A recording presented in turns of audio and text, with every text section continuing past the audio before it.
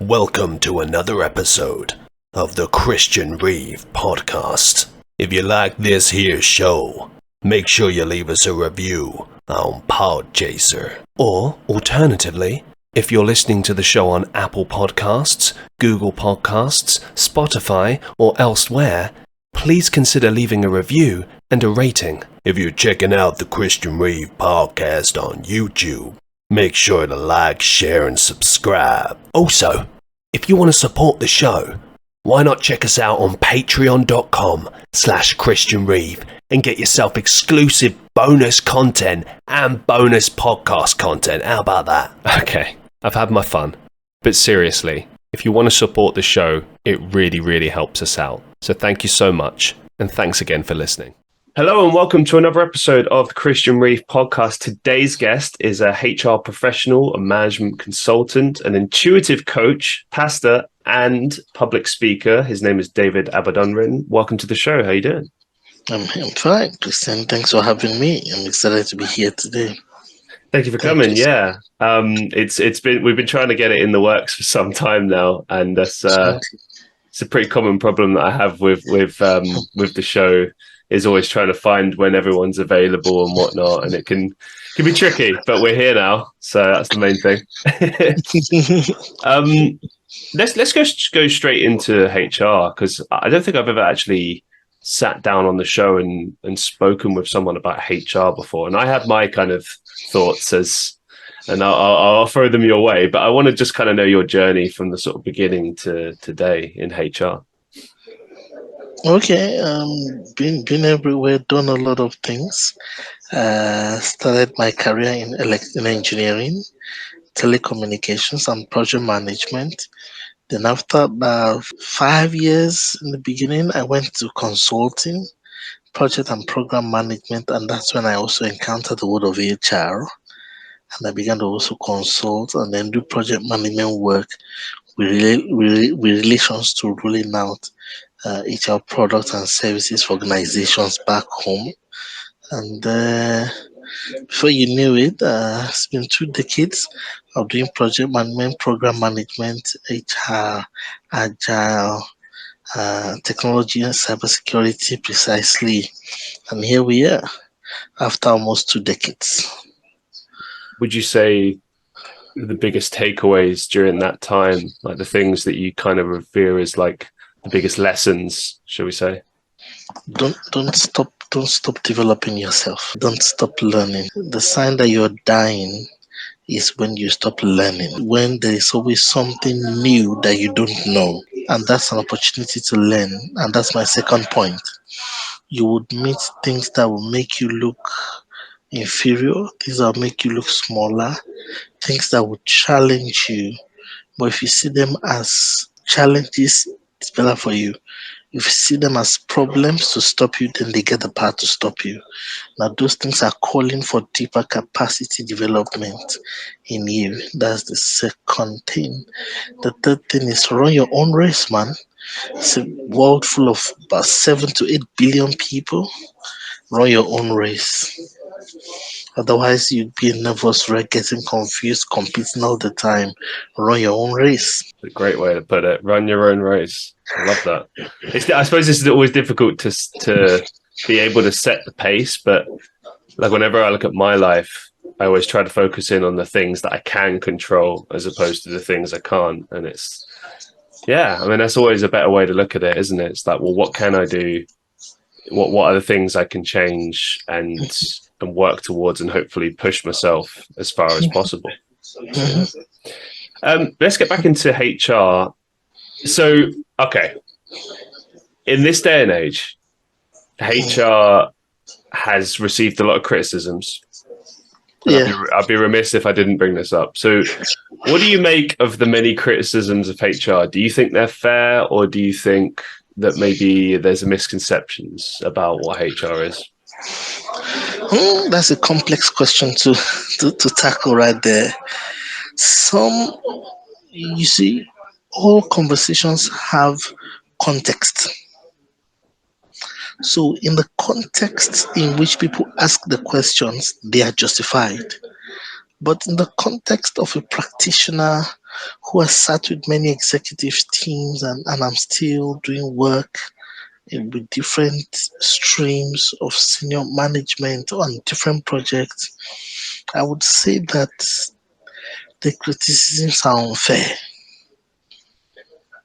but Okay. from someone who has experienced what HR should be doing and what HR does in organizations, and how inadequate the gap or the delta between what we should be doing versus what we're doing, I would say the criticisms are founded and are needed.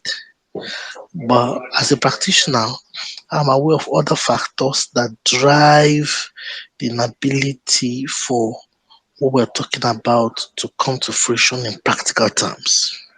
One thing that you mentioned there that I think is really important is like what HR should be as opposed to what it shouldn't be. The human soul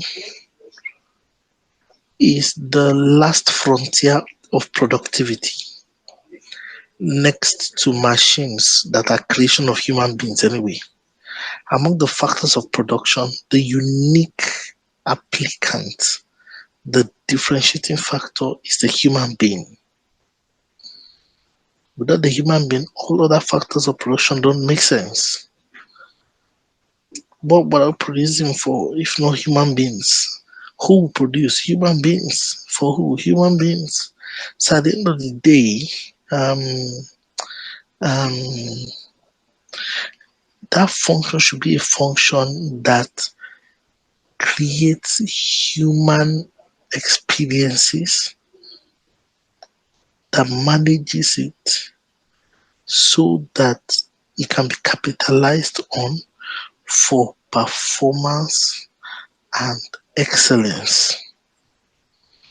But today, that's what we should be seeing. But today, despite having all the frameworks and everything, there's huge evidence, a huge amount of evidence of the failure of that function within the enterprise structures. Well, Many businesses. one problem I seem to see a lot with HR, and I've experienced this myself, having worked in corporate in the past, is this idea that like, okay, when you really break down HR, what is HR? HR literally stands for human resources. And a lot of people tend to look at HR and go, oh, well, HR is there for the employees, you know, the employee rights, etc. And in certain companies, that's true. I've seen that too. I've seen good HR in companies before, but I have seen an overwhelming display of bad HR over the years. And well, what do we mean by bad? Well, things like defending the interests of the company over the employees, for example. So some people will say HR is that's what the primary function is to protect the employer over against the employees, right? And then the other element to it is just like I said in the name, this idea that you are seen as a resource. What do you say to those sort of criticisms?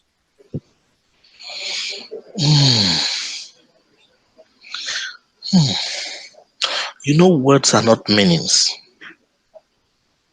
Words are not meanings. What do you mean by that? In the English language, a chair is a chair. But in the French language, chair can be masculine or feminine based on the construct and the meaning of the language. Okay. So a word, boy, doesn't mean anything until human beings took that word and attached the male young personate to it, and then you have the boy. So you're saying like HR is whatever we give meaning to it to mean. So it can There's be been there's been a lot of naming and misnaming conventions, okay. and that has led to a lot of confusion. That's why resource and capital for me is not a big deal. But for those who are struck on the meaning of words and they don't allow the use of metaphors at all, Well, they will rather say human capital. Some will say human resources. Okay, that's fine. I know they're trying to achieve mental shift, but in the mid to long term view, it's neither here nor there. The experience on the table. If you were my executive person or my resource HR manager, what do I feel or what do I get?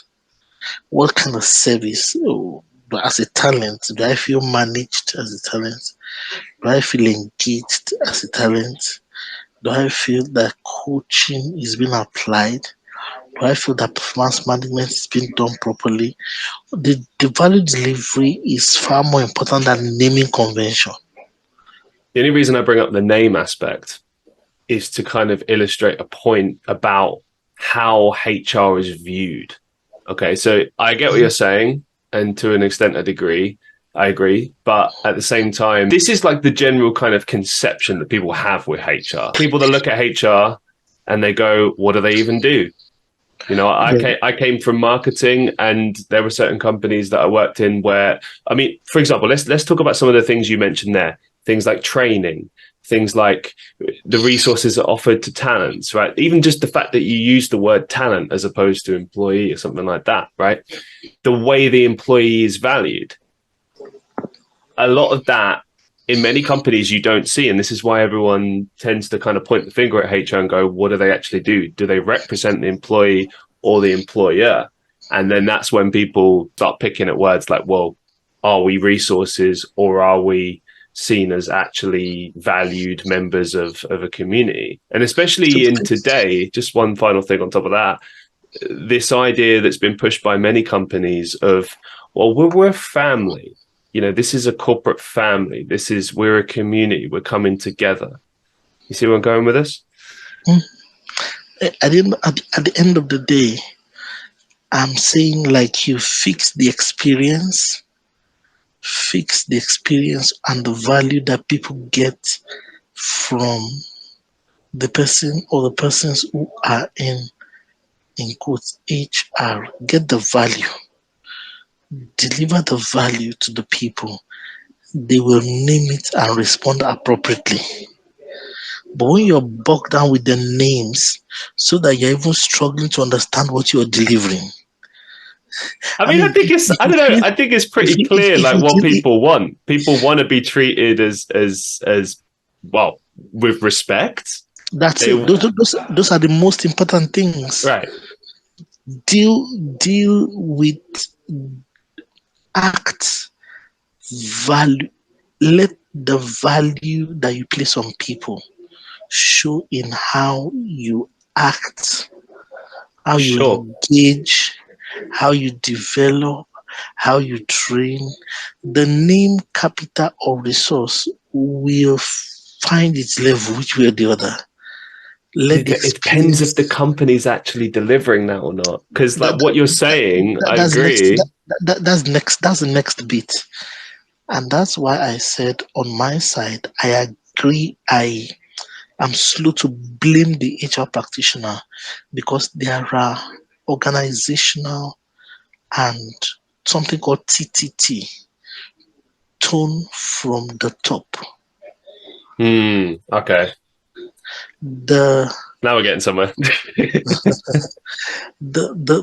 Because the HR professional is also an employee. Yep. So the body language, the disposition, and the tone. I didn't say management policy. The tone, the practical tone you meet from the top many times has its demand on you. And for many HR professionals, they are caught in the middle. They want to also make a living. So instead of going all out and fighting a system that you know you would lose, people just sort of blend in. They try to mediate a little bit in the middle.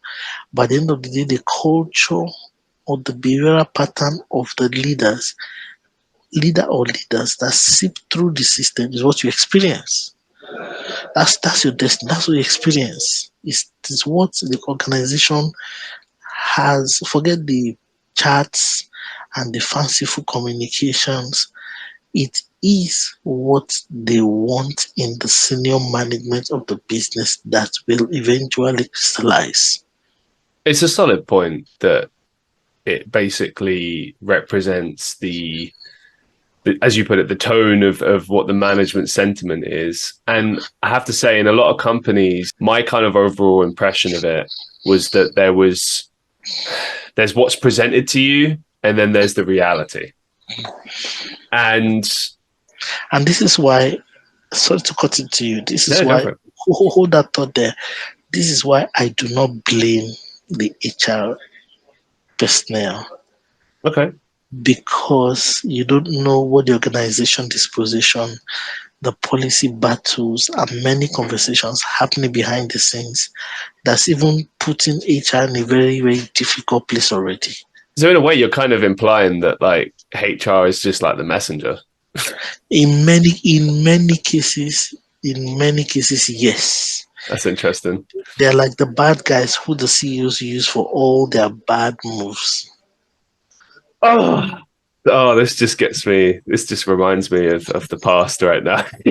I've seen it. I've seen it with my own eyes. But here's the other side of things, right? So, okay, we talked about the intention, the sentiment there, and you know, I can't disagree with that. It really does come down to what the management of the company want to do. Do you want to run your organization in a way where everyone is just kind of subservient and just does what they're told, and you know, you're just a number, or do you want to run it where everyone kind of feels valued, and you know, and that's a different company entirely. The way it's structured, the way it will look, it won't necessarily be the most efficient way to do it, but you might get the best out of your employees because you're treating them in the right manner. That's the way I would always have looked at that. But the other side of HR, the one that often gets mocked, is, you know, your pizza parties, and you're like, oh, what does everybody want? Everybody wants to get paid better. We're getting these team events that no one wants to go to, or these mandatory events at the end of a working week when everyone just wants to go home early. You know, what do you make of these kind of exploits by HR? Like, what is the purpose of that? How does that help the employee? Employee experience first. Experience is how people form opinions. It's how people build trust.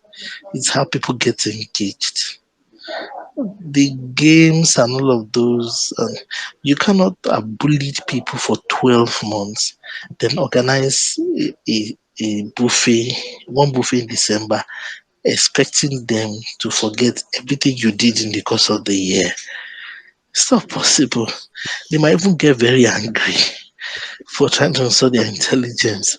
So every day, every month, every year, treat people with humane understanding. Be humane. You see, we're not even saying don't punish wrong behavior. No, we're not going there. We're only saying that you as a person be very, very forthright in your dealing, particularly along the line of words and meanings, and let people experience, not lip service, let them experience the good service that you have to offer as a professional.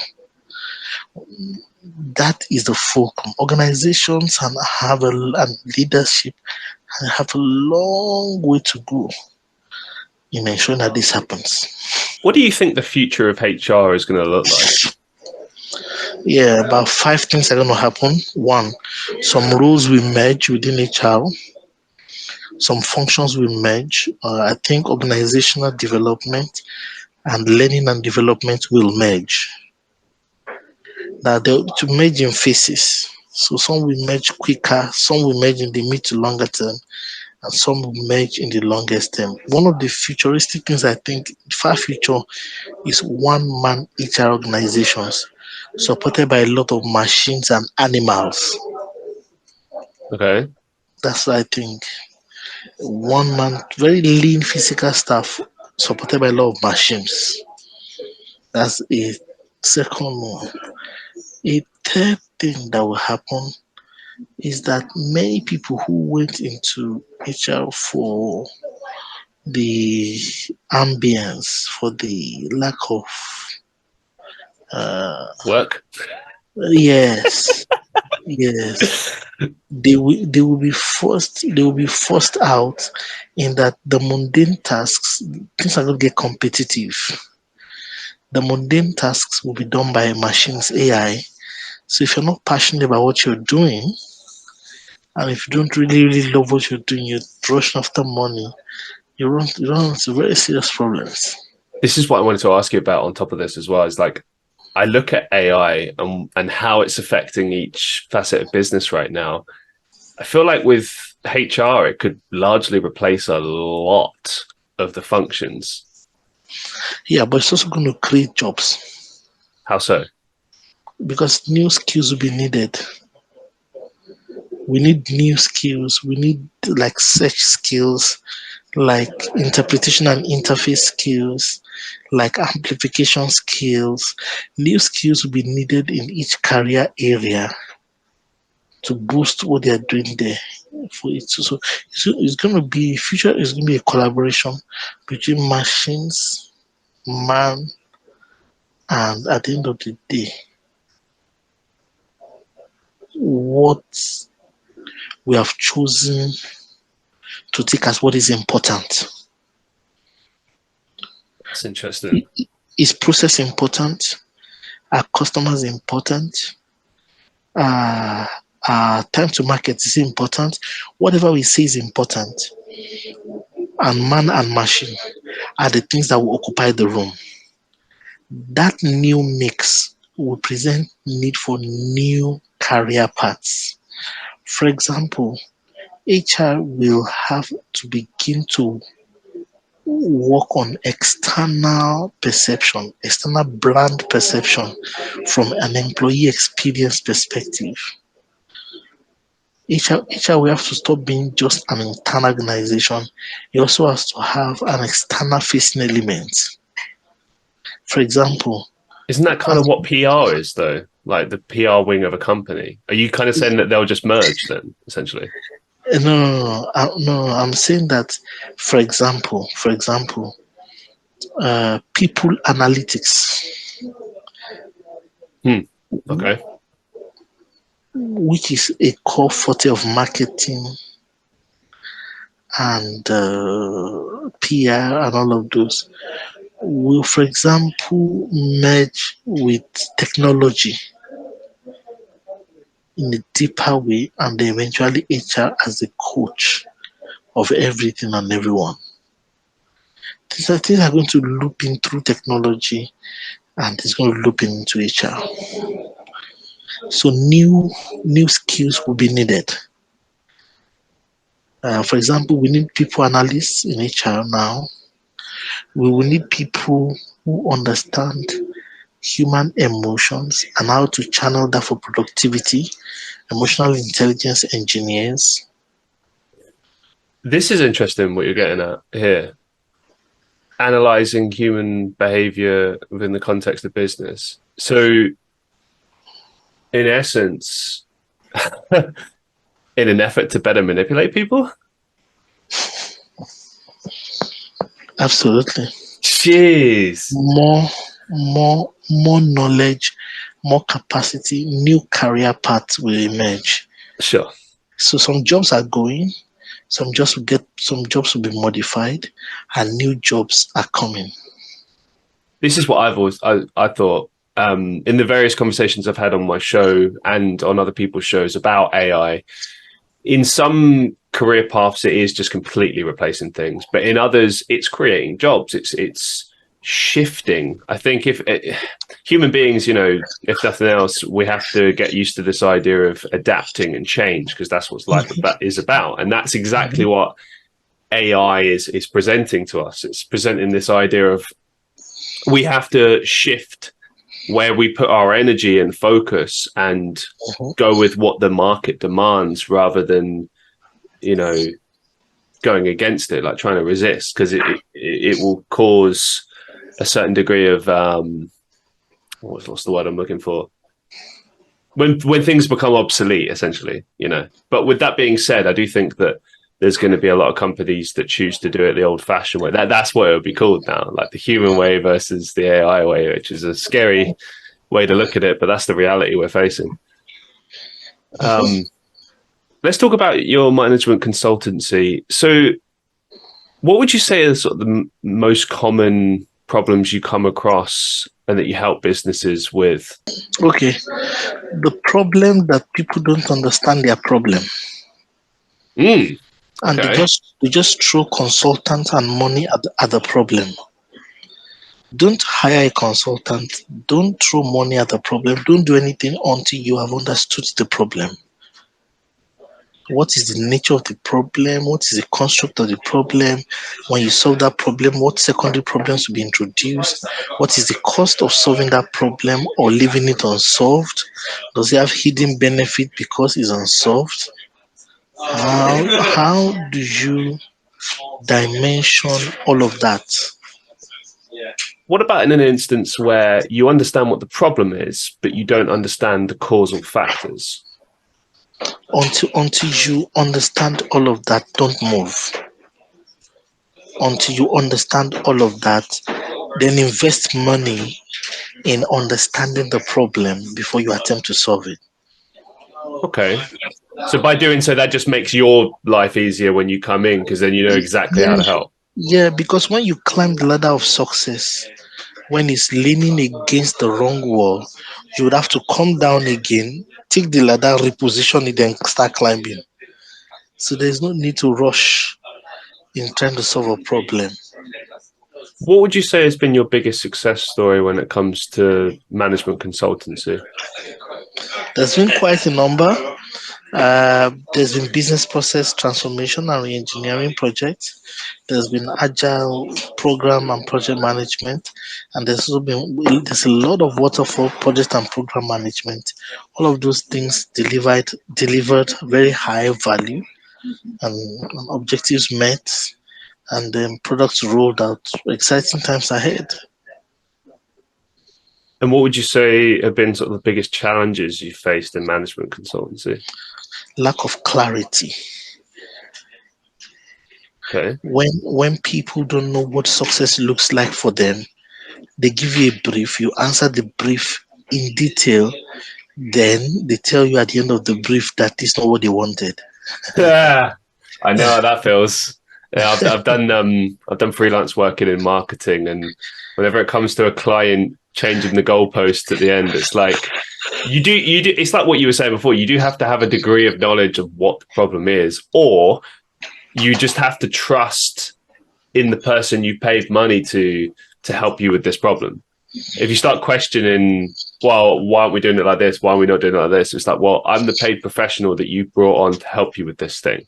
So you either trust me or we don't do it. Like, it's do you know what I mean? I remember one time years ago, I was doing some marketing copy and SEO for a company. So I was working for an agency, and the agency had this client, and it was painful because every 5 minutes, the client would come back and say, "Oh, yeah, we don't know if we should be doing this. Like, what about this?" And every time I would write to the agency and be like, "Hey, listen, should we explain why we do this? I mean, I don't know what to say here. Like, it's pretty basic stuff.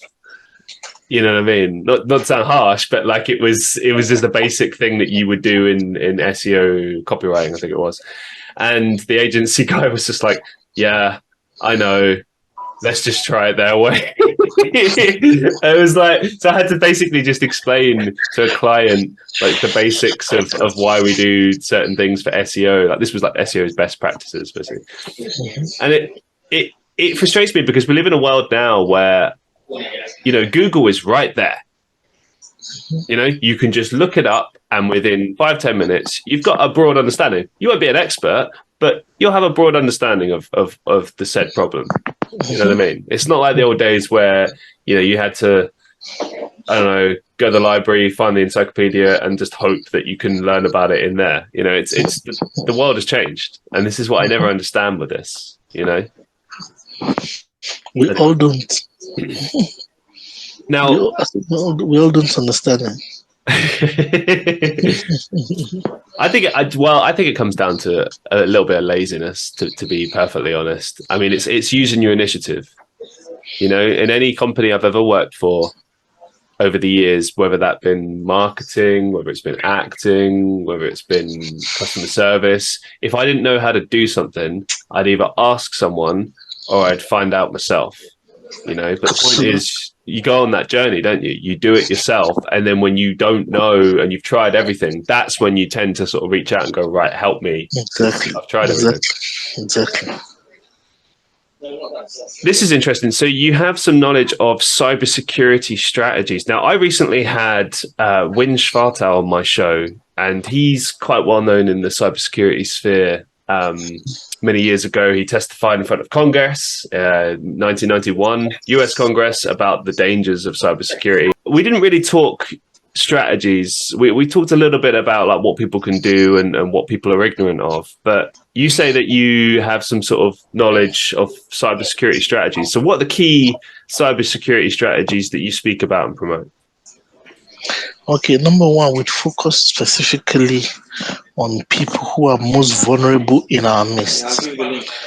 If you obey the basics, you have the opportunity to be more safe. But look at my choice of words. It's an opportunity or a chance to be safe. It doesn't mean you're safe. So my first deeper lesson is that what you're calling cybersecurity may be compliance. Just complying to the audit requirement, the government regulator, and following the standard and the procedure. It doesn't keep you safe or secure. It doesn't mean someone's going to attack your network. So to be cyber secure is different from doing compliance. A lot of people are doing compliance thinking that they are doing cyber secure. No, they are just compliant. So they are shocked when incidents still happens because uh, being cyber secure requires some more effort and think through rather than just sporadic fighting or firefighting. You have to think through everything at a depth. What do you think the future of cybersecurity will look like? Oh, it's going to be very expansive. Again, AI is coming, machines are coming, people will get more skilled, and criminals will get more criminal, and deeper criminals are on landscape already. We just have to be careful. Please be careful with your cards, your transactions, your business. Be very careful.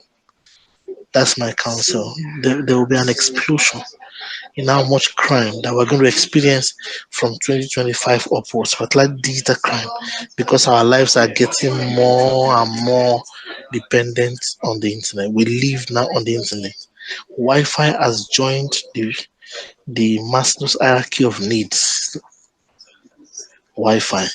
That's a So huge statement right there. yeah, so being interconnected exposes us to all forms and all sorts. I mean, is there any way we can try to mitigate? I suppose like just educating yourself would be number one, but Government must spend money on education. interesting. So we might even have cybersecurity classes in school potentially one day.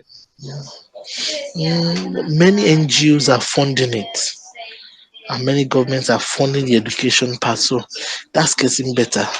But in addition to that, let's sensitize everybody to be on the watch out. Let's Don't switch keep it up. the guard. Let's switch it up for a second. I mentioned this in the intro, but you are an intuitive coach. What exactly is this, and what does it entail? Well, it entails me helping people find their true north or unlocking the jigsaw puzzle that's necessary to lift their lives up to the next level. There's a body of knowledge, an insight, a question, something that can help you unlock yourself and move you to the next level of your life. So I've done it repeatedly for different persons, and I still do so till now. But is it, if I understood it correctly, in that it's essentially just coaching people on how to use their intuition to sort of better help them in life, or is it am I off the mark? No, that's part of it. That's B. A is I using it to help them in the immediate. That's A. Okay. B is helping them to tune it themselves so that they too can use it.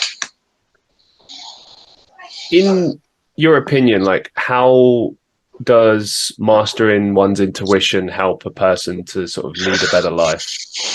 Yeah, there are many decisions that will require more than your five senses.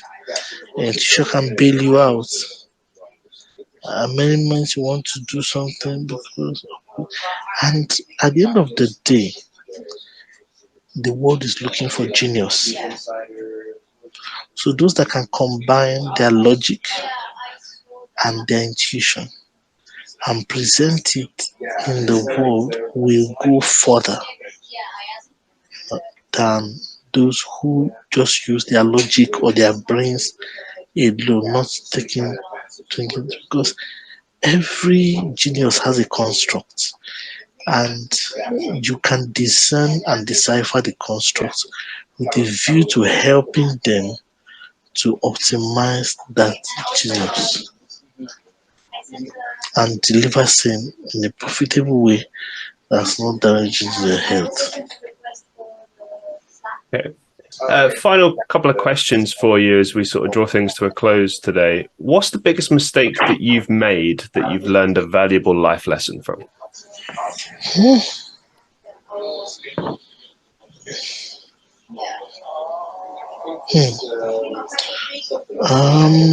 There is the need. I didn't get that question. Just a minute. So, the biggest mistake that you've made that you learned a valuable life lesson from? Okay, about three things have happened.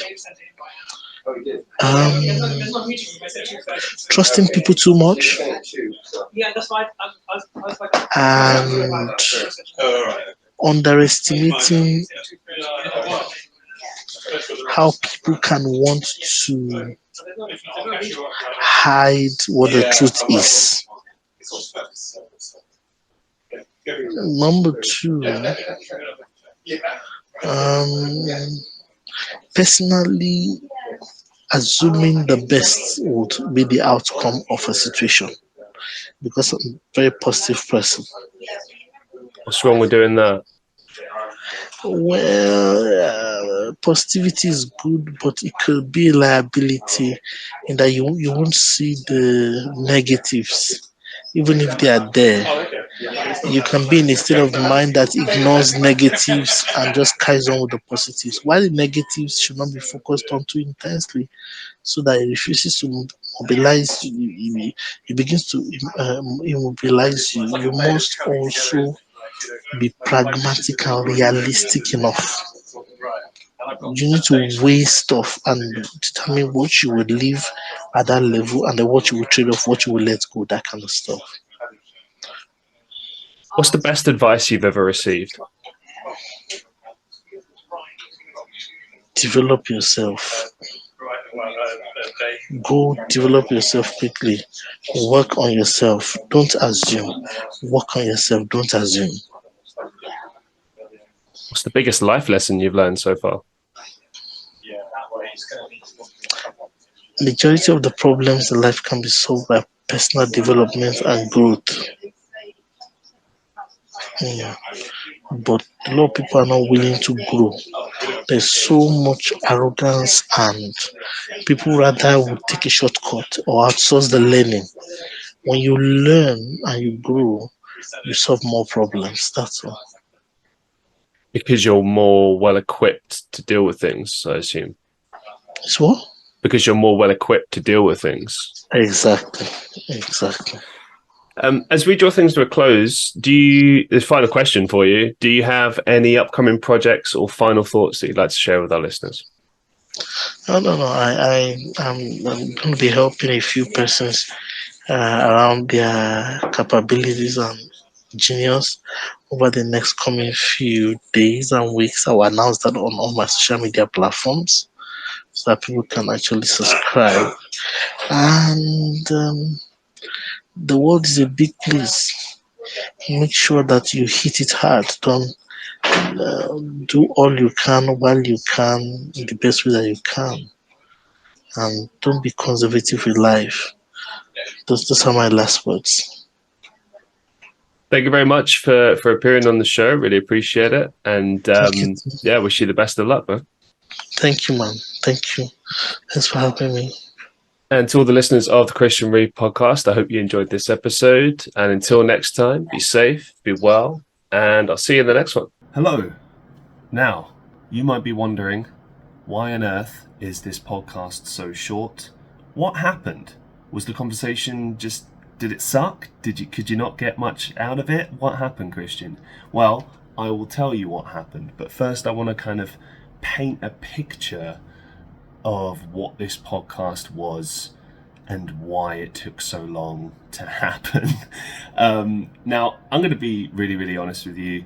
At the end of this show, when it first happened, David was very apologetic, and, you know, we went back and forth about what to do, and I kind of expressed my frustrations, and he was very apologetic, and I want to really stress that.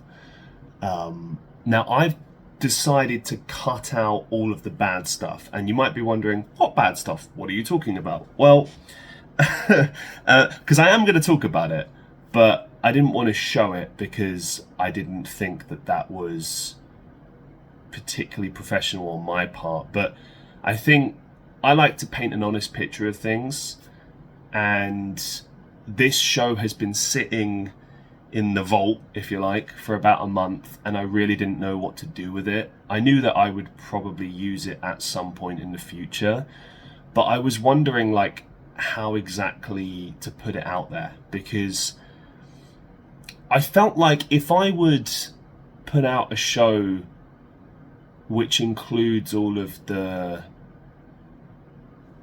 sort of, let's say, like, the bad behavior on David's part, it would obviously make him look bad, but I felt like it would probably make me look bad too, because it's, no, what's the objective here? What are we trying to achieve? Am I just poking fun at David? I don't think that's professional. Basically, two wrongs don't make a right. But I wanted to use this content because despite the fact that, you know, and I'll just say quickly what happened. So we did this show, and David was in an open plan office, and it was really noisy, and right off the bat I was like, well, we can reschedule, we can do this show another time, and, you know, when it's not busy. And he was like, no, it's fine, don't worry about it. And look, I made a judgment call. I figured we could maybe get through it as long as the background noise wasn't too bad. We'd probably be okay. You know, I've had shows before where there's been sort of stuff in the background. Sometimes it can't be helped. You know, like if someone lives near a main road, that can be really bad. You know, sometimes you don't have the luxury of having a quiet space. You know, I get it.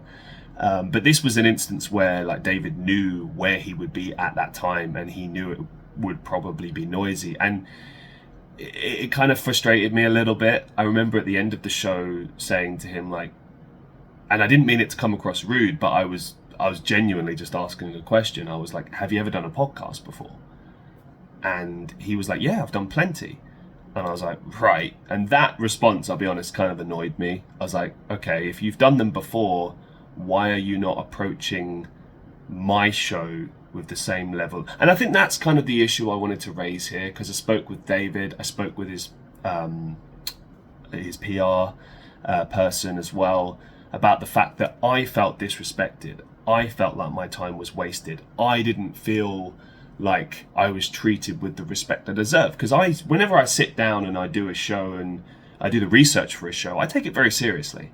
You know, I know that my show is not top 10 podcasts in the world. I know the chances of it getting somewhere are probably very, very slim. I get that. But that doesn't change the fact that I take it seriously and I treat it like a show. Because, you know, I'm inspired by the Ricky Gervais show when that first came out. I remember listening to that in the 2000s and thinking, man, I want to do a podcast one day. I would love to do that. And look, I started my podcast when most people started their podcasts in 2020, when everything was down. I figured this is the best time to start. And I kept it going because I always wanted to do a podcast. Now, again, I reiterate what I said before. I know the numbers aren't there. I know that my show isn't like this big show that everyone clamors for and looks forward to. But you know what? Maybe one day it will be. Who knows? I don't know what the future holds. I set myself a goal of trying to do this show for at least 10 years, and I'm going to stick to that. This is the 4th year of the show, year 4. And I'm very proud of where it's come and how it's changed over the years. And this show was kind of a bit of a disappointment, if I'm honest.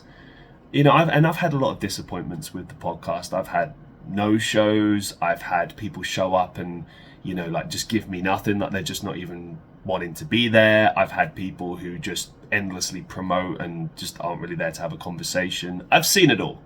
And that's part of podcasting. Anyone who's been a podcaster will know where I'm coming from on this. It's one of those things that you learn as you go on. And this definitely was a learning curve for me. I'm not really sure what the lesson was as far as like how I can move forward from this in terms of like doing the show, because I think the show itself was fine except for the fact that there was noise in the background, and David was yawning a lot throughout the show, which, I mean, he's just said he was tired and he was working a lot, but anyone who's ever had someone yawn at them before, we've all had someone yawn at us before, especially when we're having a conversation. And if someone yawns at you when you're having a conversation, one time it's forgivable. Multiple times throughout is very frustrating and annoying and disrespectful. And again, David did apologize for that. So did his PR manager. I want to make this very clear that they did apologize.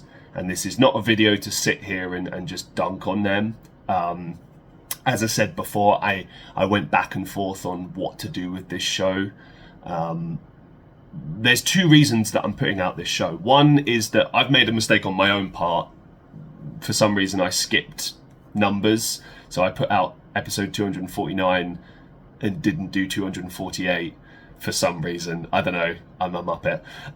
So I needed a show.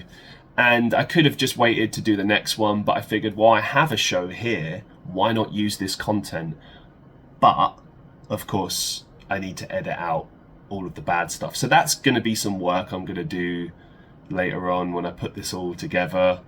But, I will say this. There's a lot in this show that I'm happy with. I'm particularly proud of our conversation about HR. I was really looking forward to that, and David did deliver on that front.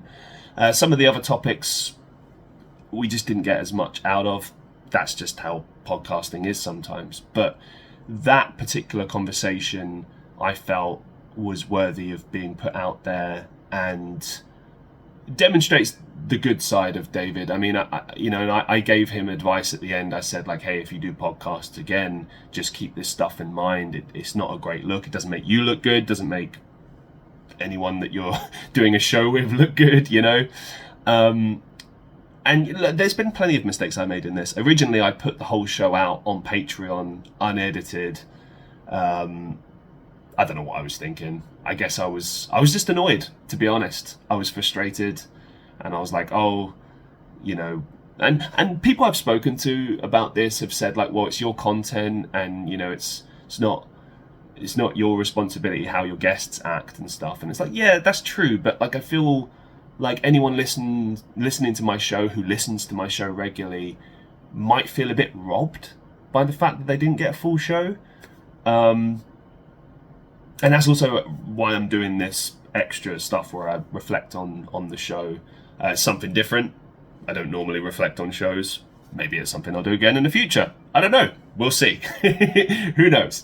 But I knew I had to include this. I knew I had to speak about it. And also, I think it's better that I'm doing this now rather than, you know, when I initially did it. Because I was really annoyed, you know, and quite rightly. And people around me told me that I had every right to be annoyed. You know, my time was wasted, it was unprofessional, blah, blah, blah, blah, blah. But look, at the end of the day, I am in control of my own actions, and I don't think it's a good look if I just put something out there, you know, where it makes someone else look bad. For what? What am I trying to achieve there? You know, you could be like, oh, look at this is funny, but then that's never really been what my show is about. My show isn't about laughing at people's mistakes. It's about life stories and inspiring, motivating stories and content and stuff. And if I were to put out content like that, it's kind of a mockery of all that. It's kind of just shooting yourself in the foot, you know? What are we trying to say there? It's the same reason that, like, I don't give like trolls a hard time on the internet anymore. I used to think like, oh, well, if they're going to attack me, I'm going to attack them back. And you know what? That's just stupid. You know, often with trolls, you know, that they're in an angry, unhappy place, and I think it's better to match that with kindness and love and try to win them over rather than just throw hate back their way. You know, what's that going to achieve? And the same is true of here. David acted unprofessionally, and that's on him, and he knows that, and he was apologetic, and you move on. And here I have content sitting here that can be used, and I wasn't really sure what to do with it, and now I know what to do with it, and I'm putting it out there. And look, I'm proud of it. I think it's a good conversation. It's worth putting out there, but just know that I had to put a lot of effort into the editing process with this, to edit out the yawns and to edit out the distractions and everything else. I think David learned his lesson. So I will say this, if you're listening to the show, please don't send hate his way. I'm sure nobody will, but I will just say it now. Please don't. We all make mistakes in life. Lord knows I have. It's fine. You know, I wanted to put this show out because I don't want to waste content. I think it's perfectly good content, and I think it's a learning curve. You know, it's a learning curve for us both because, you know, he made his mistakes, and I think I made mistakes by putting it out initially and not editing it and just kind of showcasing that. And it's like, yeah, he might have made those mistakes, but it's on me sort of showcasing that and being like, oh, look at this, this happened. And, you know, I could have done that, but I don't know. I didn't feel it was quite right. So yeah, I don't know. Those are my thoughts on that. I'm sure people will disagree with me, but you know, ultimately it's my show, so I can do what I want with it. And for David, if you might be listening to this again, water under the bridge, of course. I'm sure you learned your lessons from it. And I hope that you understand my decision to put it out. I'm quite happy with the conversation that we had about HR and everything else. You know, I was excited for the show beforehand, and ultimately that's why I was disappointed when we got together and it sort of played out the way that it did. But I'm still proud of this. I tend to look at these shows kind of from like a journalistic perspective, and on that basis I'm proud of it and I want to put it out there, and I think it's worthwhile. So there you go. Thank you so much, everybody, for watching or listening to the show. I hope you enjoyed it. I hope you got something out of it. And as always, please, you know, if you're on YouTube, like, share, and subscribe. Leave us a review on Podchaser. Leave us a review on Spotify, Apple Podcasts, Google Podcasts, wherever you listen to the show. Please leave us reviews, ratings, share it, all that jazz. It really, really helps the show. And who knows, maybe we will become a top 10 podcast as a result. Who knows? Thank you so much. Once again, Happy New Year, everybody. And thank you so much for listening to the show and supporting it. Oh, and make sure to subscribe to Patreon as well to get yourself bonus podcast content, bonus content in general, and help support me make the show. Okay, enough plugging, Christian. Thank you so much for listening and watching, and I'll see you in the next one.